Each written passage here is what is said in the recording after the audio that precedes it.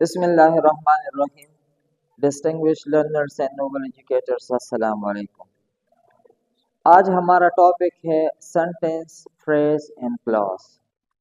बहुत से स्टूडेंट्स इसमें बहुत ज़्यादा कंफ्यूज होते हैं कि अगर सेंटेंस और इंडिपेंडेंट क्लास एक जैसे है तो इन दोनों में फिर फ़र्क क्या है, और इसी तरीके से फ्रेज भी इनकम्प्लीट सेंस है और क्लॉज भी इनकम्प्लीट सेंस है, तो फिर इन दोनों में क्या फ़र्क है।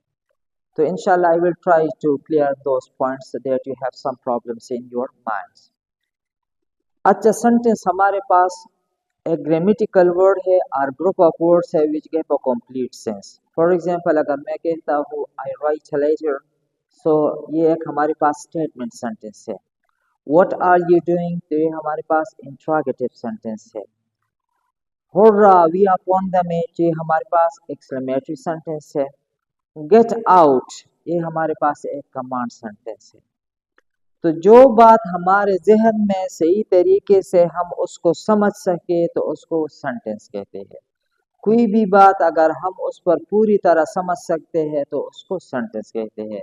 मैं पानी पीता हूँ, मैं खाना खाता हूँ, मैंने खाना खाया, वो क्या करता है, तो इस किस्म के जुमलों को सेंटेंस कहते हैं। अब इंडिपेंडेंस क्लास क्या है? हमारे पास जो क्लॉज होते हैं, क्लॉज सब्जेक्ट प्लस वर्ब को क्लॉज कहते हैं। सब्जेक्ट प्लस वर्ब को क्लॉज कहते हैं। For example, if I say I write a letter, I write a letter, I clean the room, she goes to Peshawar, I cook the meal, she takes tea, he drinks water. तो हमारे पास he drinks, he cooks, I write, he cleans, they watch. तो subject plus verb को clause कहते हैं। अब अगर किसी भी जुमले में सब्जेक्ट प्लस वर्ब है तो इसको क्लॉज कहेंगे।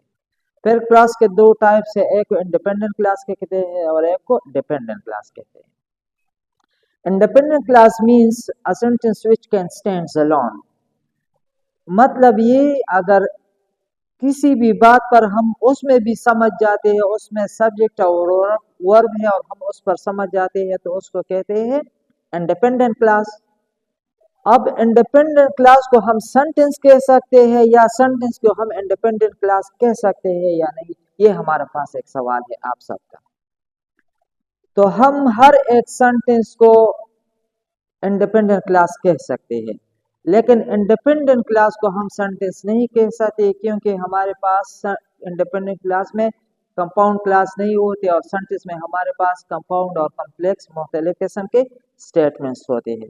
तो क्लियर ये है कि सेंटेंस तो दोनों है, मतलब दोनों की बात हमारी समझ में आ जाती है, लेकिन हम इंडिपेंडेंट क्लास को सेंटेंस कह सकते हैं, लेकिन हर एक सेंटेंस को हम इंडिपेंडेंट क्लास नहीं कह सकते। अब हमारे पास जो क्लॉज है और जो फ्रेज है, clause mean which has subject and verb, that is called clause. Phrase mean which is higher than clause and lower than sentence, that is called phrase.